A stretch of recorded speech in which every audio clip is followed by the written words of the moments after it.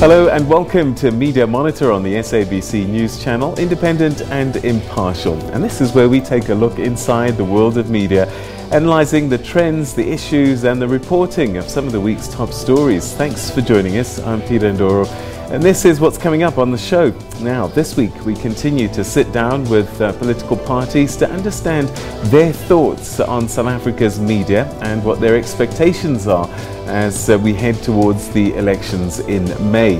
We'll also be unpacking what some felt was underwhelming media coverage by South African media on the devastating cyclone Idai, which wreaked havoc in our neighbouring countries.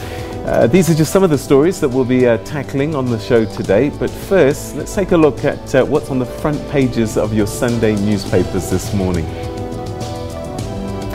The Sunday Times is leading with a story about a book published today that makes shocking claims. The Secretary General Ace Magashule, the book is titled Gangster State Unraveling Ace Magashule, and it's set to expose the former Premier's role in Gupta state capture and looting in the Free State province. The City Press is also leading with the same story on Peter Louis Myburgh's book, with explosive revelations that include Ace Magashule getting a brown envelope full of cash from Atul Gupta. And the book also questions his struggle credentials and the role that he played in the ANC underground. The Sunday Independent front page story is highlighting the rising xenophobic tensions after attacks on foreign nationals in KwaZulu-Natal. Government has stepped in to calm the situation, with International Relations Minister Lindiwe Sisulu calling for an urgent meeting with ambassadors from African states. It's reported that more than 150 nationals from other countries were attacked by a group of men in the informal settlement that they're living in. The Sunday Tribune's top story is President Ramaphosa on the election campaign trail in KwaZulu-Natal, where he told voters to re-elect the ANC, emphasizing the party's social grant and housing achievements. President Ramaphosa told citizens that his party had put 4.3 million roofs over people's heads. And the Weekend Argus in Cape Town, hopefully we'll show you that a little bit later. It's got pictures of the Cape Town International Jazz Festival, which is underway in the city. But the paper is also leading with a story of the EFF, which is confident that it's secured the youth vote and will win an outright majority in the Western Cape. We'll take a look at all of those papers a little bit later on in the programme.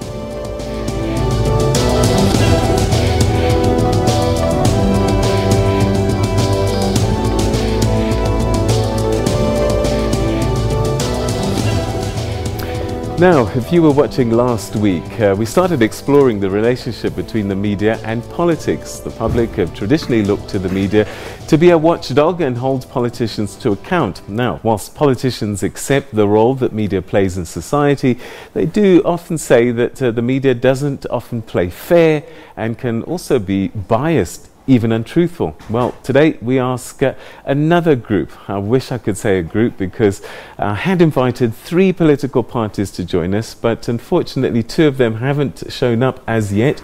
Perhaps they might show up still. But one that has showed up, and I want to say a very good morning to the Gauteng Premier candidate for the African Christian Democratic Party, the ACDP, Dalton Adams. Thanks very much for joining us. Welcome to the program. Thank you, Peter. Good morning to you and to all your viewers. It's very nice to be here this Sunday morning. All right. It's good to be here. It's a blessed Sunday. Thank you so much indeed. So now, what we've been discussing and what we're trying to do is, often there's this knocking of heads between political parties and the media, and we just wanted to get your take as a party. First of all, in broad terms, how do you see the relationship between your party and the media? Peter, the ACDP believes that there must be impartiality when it comes to media and how media deals with different political parties. South Africa comes from a very, very difficult past, in the sense where you found that the ruling party always used to have the monopoly in terms of when it comes to state broadcasters and the media. But the advent of 1994 and democracy has actually begun to change that. And we want to congratulate the media, because the media has actually come to a place now where they're actually saying that there's not one particular party that will actually dominate. There are parties who are trying to do that. But the ACDB believes that media must report fairly. They must report because the people out there are looking for solutions. Yeah. The people out there are actually the taxpayers. And media has a responsibility to explain to people how their tax monies are being. Do you think that we've done a fair job? I mean, like right now, there's been the run-up to the elections with the launches of the manifestos, and I wonder if you feel that your manifesto was properly reported. Yeah, I think there's a lot of the launches that will take place, one in Gauteng and a lot of other provinces. But we don't really have a problem. We just want the media to look at the manifestos and to report factually concerning what the manifestos are of different political parties. We would want to advocate very strongly as the ACDP that not one party must dominate. But you know, stories that come, you know, in every newsroom, whatever bleeds leads. Happens in newspapers, and we would want the media to actually look at how they report, so that people have a fair idea of what the people are standing for, what the political parties are standing for, so they'll make informed decisions when they vote on the 8th of May.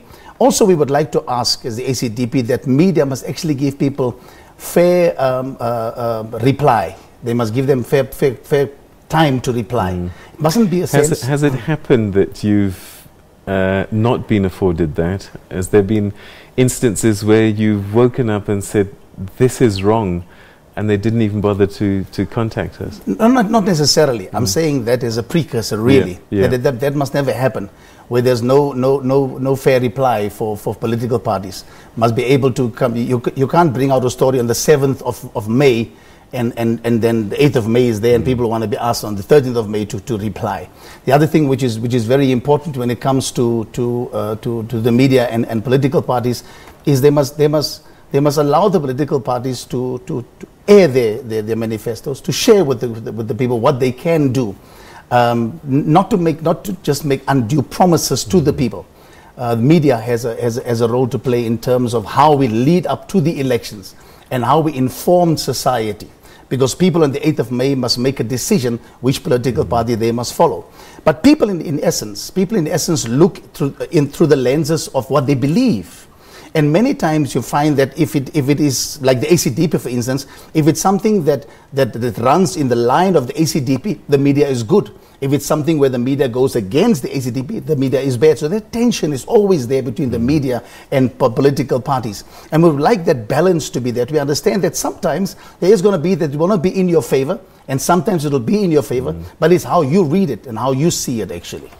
All right, so have you had any cause to be upset by the media at all in any of your coverage? No, in our coverage we have not been. There's no reason for us to be upset. But I think there was a slight thing that I have to mention today. Yeah. Media sometimes tend to work with kid gloves when it comes to certain people, certain individuals, not political parties. For instance, you look at somebody. If it happened to this person, media would go for the jugular vein. But it happens to this person, media would actually, smooth a talk around it and so not actually come out. That media can be biased and has been biased. Yeah, there can be that subtle biasness, and they can put a spin on certain things to be able to push a certain narrative. Yeah. We are saying that must not, as the ACDP, that must not be the case. Everybody must be dealt with equally and fairly. If there is corruption in this camp, corruption must be exposed. If there's corruption in that camp, it must be exposed, whatever it is. Media has the propensity to actually to lift you and also to bring you down the next days, like celebrities for instance. So one must be very careful that you don't find yourself being caught up in that praise. Look at, for example, Oscar Pistorius, for instance. Once he was there, the next day he was down there. So one has to build a strong relationship.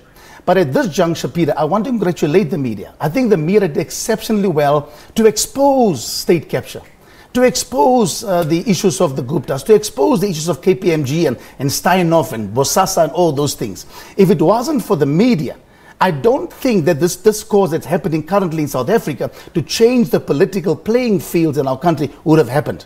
So we applaud as the ACDP what the media has done at this stage of the race going to the 8th of May, because now people can really make some informed decisions. So for that we're really grateful. Well, we take the thanks for that. I'm running out of time, but very briefly, if you can answer very quickly, is there a formula that you can help us with as the media to work out how much time we must allocate to each political party? That's a very difficult one. In Parliament they have, by virtue of the seats that you have. Right. But the broadcaster and media doesn't operate like that. The broadcaster is there to actually give people information for them to be able to discuss and have discourse concerning certain issues. So it is equal time. Okay.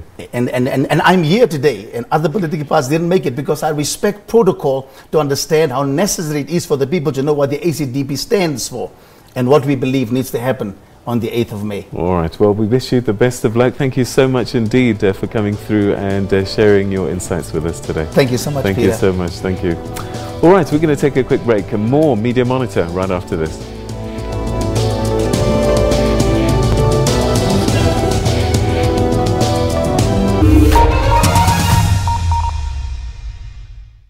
Get the facts first. In 1994, ek dink was ons almal was ook baie excited geweest. For South Africa, art was never a good thing.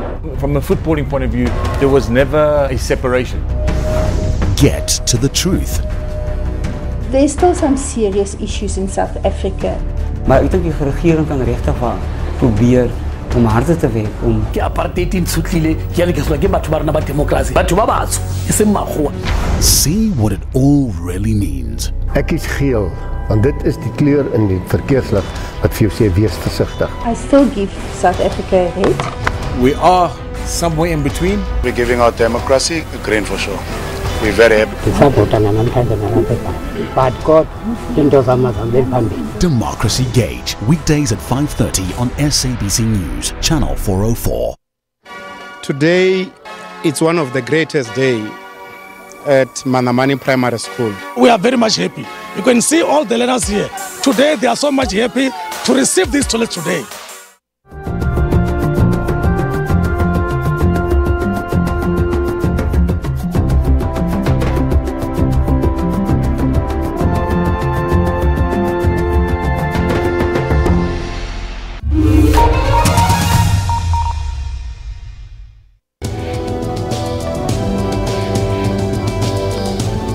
Right, welcome back. You're still watching at Media Monitor. Now, just before the break, I told you that we're inviting a number of political parties. I'm very pleased to say that Mkuleko Hlengwa from the Inkatha Freedom Party has just joined us. We had extended an invitation also to the National Freedom Party, Simon Kwanazi, in our Durban studios, but he hasn't shown up, so we've missed an opportunity there. But Mkuleko, thanks very much for joining us. An absolute pleasure. All right, so, very briefly, what we're trying to assess is the political parties' feeling about media coverage of your party. Has it been up to scratch? Are you feeling that you've been fairly covered? What is your gut of initial feelings? Well, we can never say we are 100% satisfied because at every turn there will always be a glitch. But we believe that under the circumstances, the coverage has gone far enough. Just for example, the SABC went all out to cover the IFP's manifesto launch. Of course, at times there are difficulties, Peter, and it's unfortunate because you've got players in the background, unknown faces who are pulling the strings and making it very difficult. So at times we have to kick the door down to actually just get what is fair. I mean, the IFP had a march to the SABC a few years ago, you'll recall. And last year, Prince Buthelezi led a delegation of the IFP to actually meet with the SABC again to try and correct some of the things that were going on. And we believe that the SABC, for all intents and purposes, must conduct and carry itself as a public broadcaster, not a state broadcaster. And so constantly we need to remind each other, but we as political parties have got a duty and responsibility to be readily available when called upon to give the necessary answers.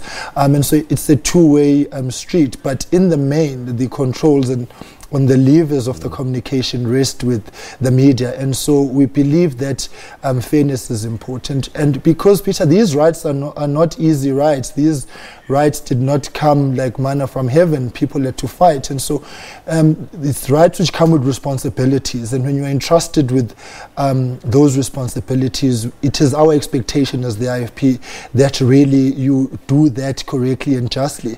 So sometimes the kind of coverage we receive, and sometimes you just gloss over. You know what is sad is we will have a 10-minute interview and you watch the news, it's a 20-second snippet. So we're putting in the effort to be available. But when you look at what comes out, it's a big, big problem. All right, so you've mentioned the SABC quite a bit. What about other media and print and digital?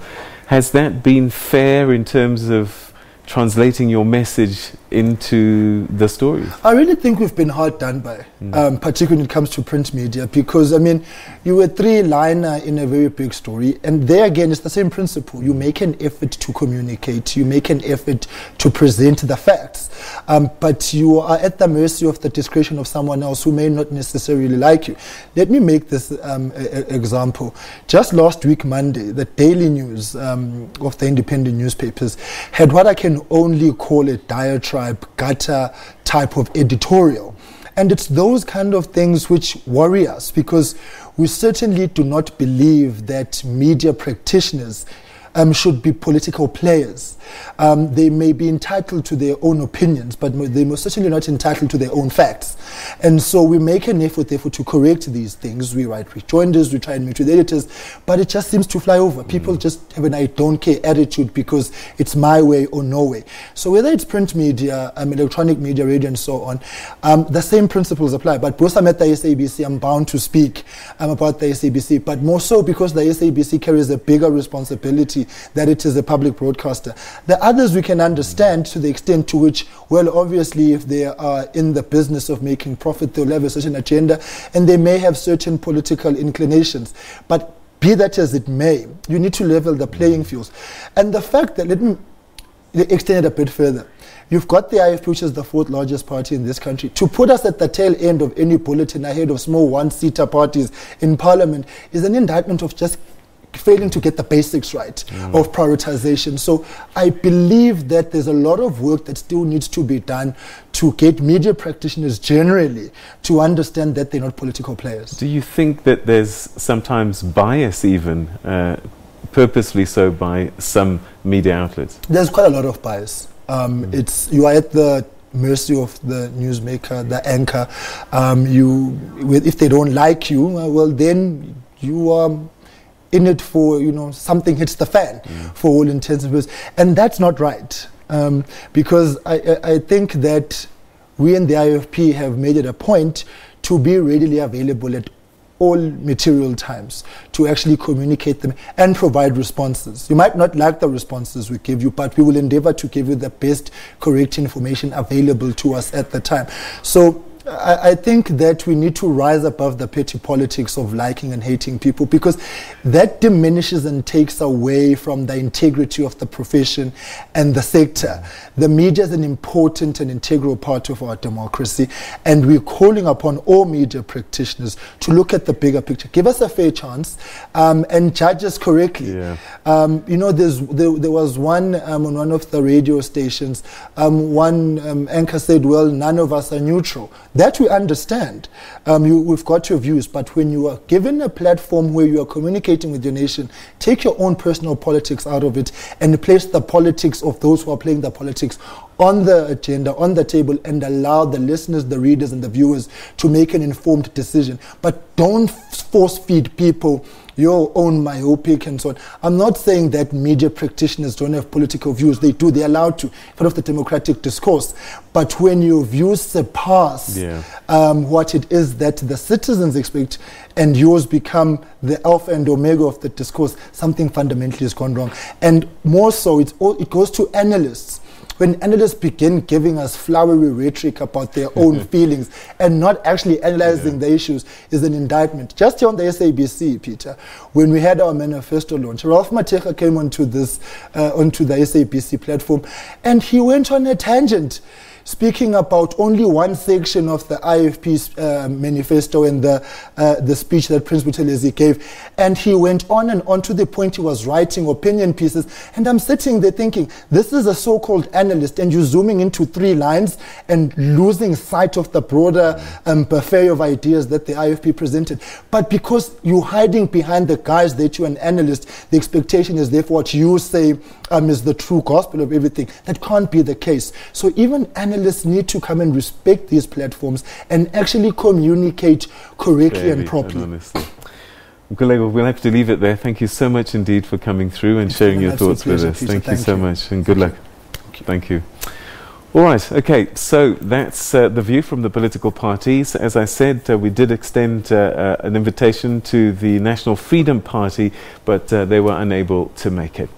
Now, this month, March, saw intense tropical cyclone Idai wreak havoc for 17 days, unleashing strong winds that caused severe flooding in Madagascar, Mozambique, Malawi and Zimbabwe. Though the final figures are still not known, as hundreds of people are believed to be still missing, Cyclone Idai is believed to have killed over 1,000 people in those 4 countries, with Mozambique by far the worst affected. In the midst of this tragedy, criticism was levelled against South African media for its poor and sometimes scant news coverage of what was happening to our neighbours.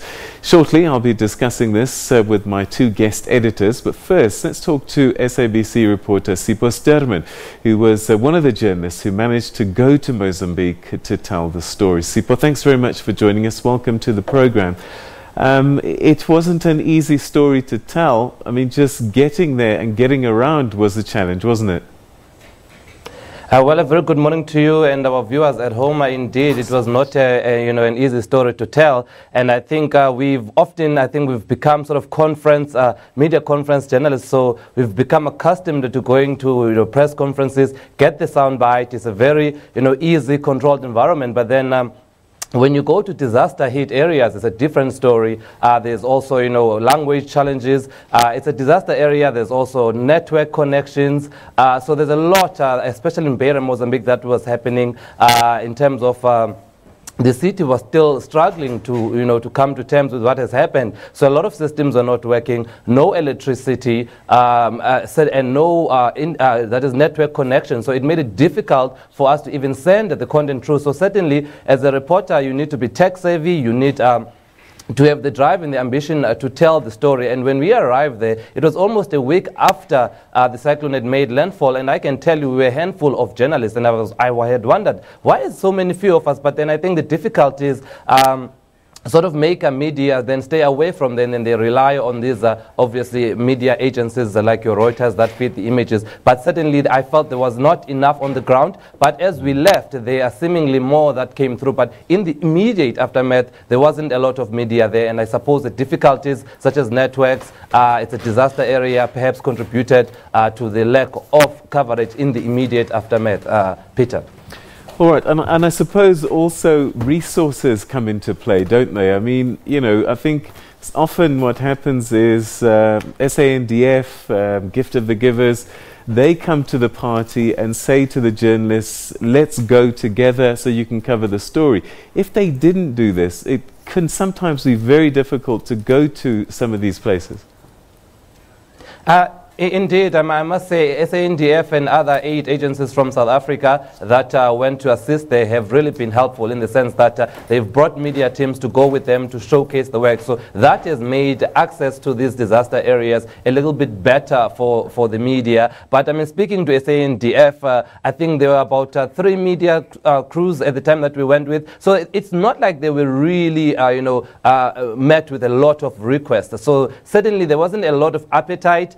I got the sense there wasn't a lot of appetite from journalists on the ground to go there. And the appetite really then sort of shifted more a little bit later once people actually realized the scale of the disaster. And because I think in the run-up to the cyclone and the immediate aftermath, no one really knew how bad this is. So only once a few of us were there, then we sort of started reporting on what's actually happening. Then the interest started rising, and I think that's when we also started seeing the 8 agencies. We started seeing a lot of ministers from South Africa going there once now the exposure was given. But in the immediate aftermath, there wasn't really a lot of stories being told, and I don't think people actually understood the scale of the disaster there. It was only much later that now everybody started to see that this is a serious disaster affecting hundreds of thousands of people. The UN says almost 2 million people have been affected by this, so certainly it's no small disaster, Peter.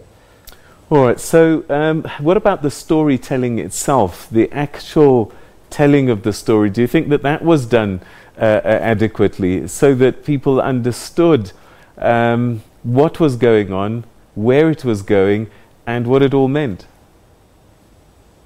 Well, I say, let me break it in two parts. There was the run-up to making the landfall. Then there were reports around it, and then the landfall happened, I think, 15th of March. And then after that, I think a week after it had made landfall, there were a few stories that were coming up. It's only, I think, when we were able to get greater access, when we were able to go on board with SANDF, when we were able to go on board with aid agencies such as Gift of the Givers, that then we started telling stories, speaking to the people on the ground, showing those visuals of houses submerged in water. Those were not exaggerated or photoshopped. That is the reality. So I think a few did try to tell those stories. Of course, the issues such as language barrier is Mozambique, especially Beira, is largely a Portuguese speaking city. So there's also language barriers there, but certainly you don't need anybody to speak in the language that you understand to tell the stories. The visuals are there. You see the disaster. You see people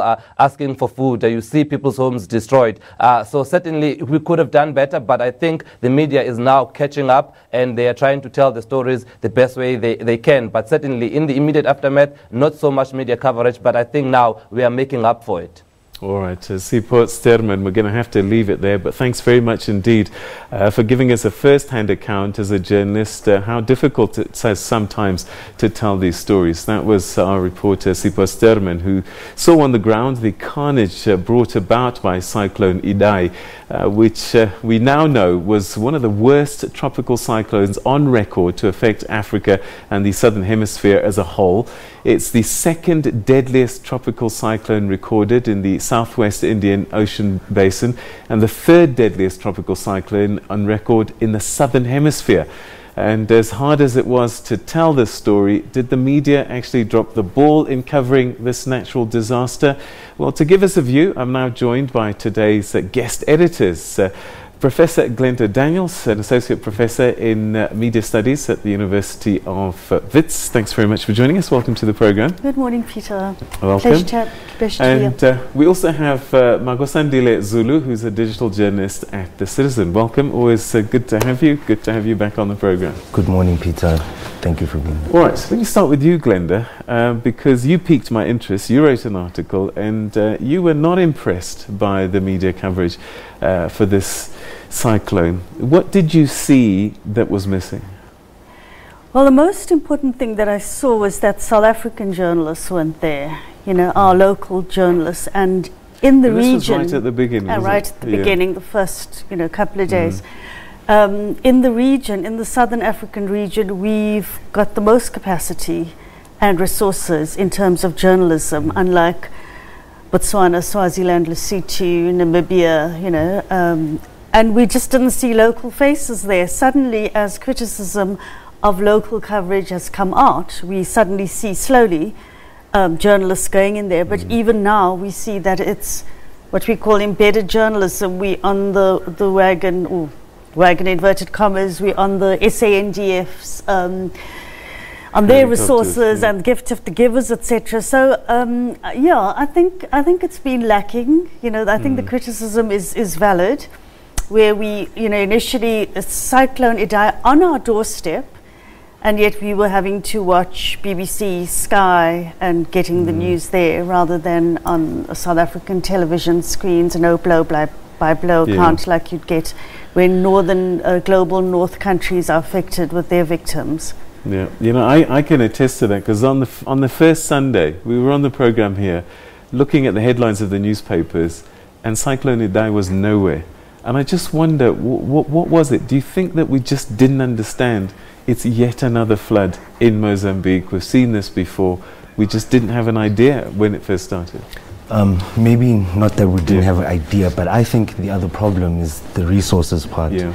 Traveling and booking accommodation for the journalists, I think it's also a problem. And I think the other issue that was raised by the Daily Vo, I saw one of the articles this week, is that there are laws that are in Mozambique that make it difficult to report from there, and these laws include fees that our correspondents have to pay. For example, they said per trip a foreign correspondent has to pay $2,500, and then one living there has to pay an annual fee, which is also, so all those costs as well, I think they also affect media companies and how they report, especially out of the country. I think that also had a contributing But factor. the same is true of the Zimbabwe elections, and we were there in numbers, in hotels for days and days, and so it seems to me, when you think the story is big enough, you send your team. So perhaps resources isn't a good enough excuse, Glenn? Well, yes and no. Yeah. I think with the Zimbabwe election, yes, it's a big story. This is a big story, but maybe people don't take the loss of lives in Africa that seriously. You know, one has to make that comment because, as you were saying earlier, there have been floods in Mozambique before. I mean, this is terrible. This is a disaster. It's probably much more than 1,000 people who have died because there are people who are missing. That's one thing, and I agree with my colleague here that, in fact, media companies in South Africa are now so squeezed, they just don't have travel budgets. It's an absolute essential that you need travel budgets. You need to get journalists into hotels, and you need to get them in with camera people, with a budget for food and accommodation and any disasters that may happen. And as soon as journalists want to go out and report, they'll say, let's see who we've got over there to cover it, rather than saying, yes, we've got to send, you know. All right, but Makosandile, you know, yes, there's the challenges of going there and actually being on the ground, but a newspaper, all they need is one picture and then get on to somebody on the phone. I didn't see that on the front pages of the Sunday papers on that weekend. That has nothing to do with resources, but an editorial decision. Which is, it doesn't look good for all the Sunday newspapers, because this was really a big disaster, loss of life. And I think what my colleague is saying here is also, it makes it look like we don't focus when life is lost in Africa. But if you look at foreign, where they're like protests in Paris, or where they're shooting or terrorist attacks, then we'll have something, and then that makes it seem as if we don't value life here, which is really not good, and we need to start shifting from that and focus more on local. So what needs to be done? What needs to change? If you're sitting in as the managing editor, what culture would you be bringing into the newsroom there? That all lives matter, number one. Number two, that we actually have to, in newsrooms or with managing editors, they have to have budgets for travel. You can't do desk jobs on a disaster such as this. And as our reporter was showing, that's very hard with no electricity. And, you know, they had to rely on, you know, as we were saying earlier, on the other agencies and organizations. But newsrooms have to shift their thinking. However, what is happening in newsrooms at the moment is they're retrenching, number one. Number two, they've cut budgets. Number three, experienced journalists are out on a limb. And so they are putting the actual media organizations are putting the pressure on the journalists and squeezing the journalists. In terms of online journalism, people are not paying for reading journalism, they're getting it for free. So journalism itself is in a crisis. Media companies have not dealt with this with any imagination or creativity at all. You know, their way to deal with it is to retrench, as though that's the only way to deal with it. So there are all kinds of structural crises in journalism, and we see this in the kind of coverage on Idai. You know, all newsrooms have now shrunk, unfortunately, and depleted of good stuff. So it's part of the problem. So that situation is just being made worse. The final question perhaps on this, could this be a pointer that a lot of media houses, broadcasters across the continent need to work together so that when a situation does happen, and I see it often abroad where there's a small little town and they go to the local network in that town and bring them onto the bigger platform. Is that a solution maybe? Yes, I think that really could work, but then again, in situations like that, I think it's important that in all these different countries, press freedom is respected. Because then if press is free to report, then we can rely on those smaller agencies based in those countries. But if they're not free to report as we wish it would be, then we still can't get that information. So that too is also important to make sure that press freedom is respected. All right, okay. Well, let's hope lessons have been learnt, and the public now are busy shaming the media into action, and perhaps that's the kind of push that's required. We're going to take a quick break, and when we come back, more on Media Monitor. Stay with us.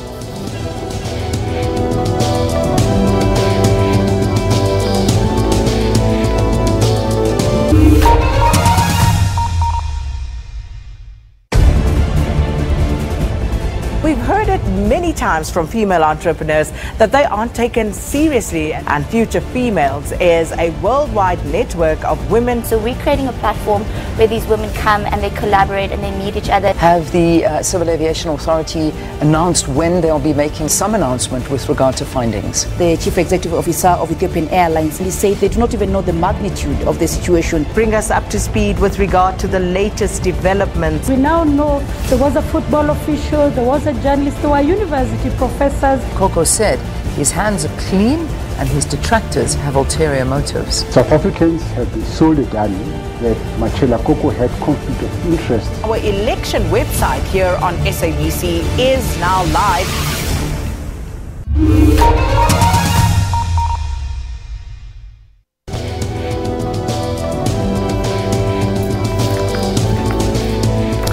Welcome back. You're watching Media Monitor. Now, this past week, media freedom came under further attack on the continent. In Burundi, with the government there saying that the BBC and the Voice of America are no longer allowed to broadcast in the country. The indefinite ban imposed includes both foreign and local journalists providing information to either of the two networks. Now, the government says that this is because these organizations were involved in spreading falsehoods. Amnesty International point to two reasons that bans may have been imposed. The government was apparently angered by a BBC documentary that aired there last year saying that members of Burundi's intelligence service operate secret sites where dissidents are detained and tortured. Meanwhile, the Voice of America, that's been banned for employing radio journalist Patrick Nduwimana, who the government say is wanted for participating in deadly violence that preceded a May 2015 failed coup. The Burundian government is being seen as being intolerant of criticism, and is a firm hand has seen it ranked, the country ranked 159 out of 180 amongst the worst in the world for press freedom. All right, so not great news, not a surprise either, because Burundi has not got a great reputation dealing with the media. Your initial thoughts when you see and hear stories like this on our continent? I find it very sad, it's tragic. We absolutely have to have media freedom for democracy to work in any country. So when this happens, I mean, clearly what has happened here with Burundi is something has happened, they have got detentions, it has been exposed, and the way in which the government saw to get rid of the problem is to call it disinformation, and let's get rid of the problem, the media. Meanwhile, in fact, Amnesty International is a reputed organization. It's not going to make up lies. So I think Burundi must be exposed ASAP for doing the wrong thing, and all African countries, all countries in the world that suppress media, it's not just African countries, it's everywhere, from especially in the free world of America. They're doing exactly the same. I think it must just be condemned completely. Marco Sandile, this is the tricky one, because, you know, when you look at the African Union documents, they talk about issues such as this, and that certain rights should be afforded to citizens. But when it comes to actually doing something about it, there doesn't seem to be this same urgency or desire to intervene. Short of that, we will continue to see this kind of thing. Yes, and I think the problem with all of this is that if we don't have media that's reporting freely, then we don't get, attention is not brought to all those issues like human rights violations and all of that, and that's why it's important that something needs to be done to ensure that more attention is brought to these issues, and then so that action can be taken if we bring attention to these type of issues. So something really needs to be done to make sure that the press there is free. All right, so what do you think needs to be done to change this culture? And this is despite social media actually overtaking many times mainstream media. Well, firstly, we need to do what we do, exactly what we're doing now. We need to expose it. We did that a lot with Zimbabwe. You know, every time a ZANU PF threw a particular media out of the country, we shouted about it in South Africa. We said, this was not on, this was not fair, this was not right. So every single time it happens, we need to expose it rather than ignore it as well. That's just another suppression of media in Africa. Yeah. That's one. And then we need to support that country. We need to also send in journalists, liaise with local journalists there to get the stories in here onto our radios, onto our televisions, into our newspapers. And we have a lot of media organizations in South Africa. We have SOS, we have SANEB, we have Media Monitoring Africa, we have IAJ, we have Freedom of Expression Institute. We are loaded. We've got about 20, if not more. Africa Barometer, they're all based here. There's a lot we can do for the rest of the continent because we have more resources than just about any other country. So we have a duty, actually, and responsibility to expose Burundi at the moment. Right. Talking about duty, do you think, Marcos Andile, if, for example, Pierre Nkurunziza comes to South Africa, he does a press conference, he's sitting next to Cyril Ramaphosa, should we be asking him those questions? That this journalist is in jail. I mean, for goodness sake, this last week, three schoolgirls under age 17 were arrested for scribbling on pictures of the president in their textbooks. You know, should we be asking those tough questions of these presidents? Yes, definitely we should be asking, because that is a way of putting our leaders, making our leaders account for whatever their governments are doing. And talking about that story, I really liked how social media reacted to it, because then there was a trend where people took the same images and then started drawing all over them. Again, against it, I think it works towards exposing that this government is like this, and then it helps with the social media, the people coming on board to say, we are not supporting this, we are exposing this, and we hope that something can be done by our world leaders. All right. Well, let's hope that Burundi and other countries are paying attention, that people have a right to information. It's a human right, and that they really can't trample on that. All right, so let's come home. That was Burundi. South Africa, Sunday papers often have exposés and large stories. I'm going to start with you, Marcos Andile. What story has grabbed your attention? Which paper is it? It's the Sunday Independent, and the headline is Ramblings of Xenophobia, and it's about the attacks in Durban of the foreign nationals. And I think what caught my attention is just looking at how previously we've had comments from Gauteng Premier that some foreigners contribute to some crimes in the country, the crime rate, and then those type of comments I think are problematic. And when we have these stories that foreign nationals are being attacked again, it just makes it, I think we have to look at the fact that our leaders have to be careful about these types of statements. And we saw Julius Malema on his campaign trails saying that we shouldn't be attacking foreign nationals, we shouldn't be saying they're taking our jobs and all of that, because people who are still employing these people are not really, you know. All right, so here again is one of those situations where we have a history of xenophobic attacks and we know how quickly these things can escalate. It's a serious problem. I think it's the only paper that's got that as a lead story. Is that, what does that say? Is that... Well, it's rumblings of xenophobia, you know, so I don't know for sure if there's anything actually really happened. So sometimes the media has a responsibility also to weigh up what's going on. You know, if there are rumblings of xenophobia, you don't also want to be called media sparking xenophobia. Of course, that's not the case. The President spoke on it. EFF spoke on it. The Minister of International Relations has called on the African ambassadors.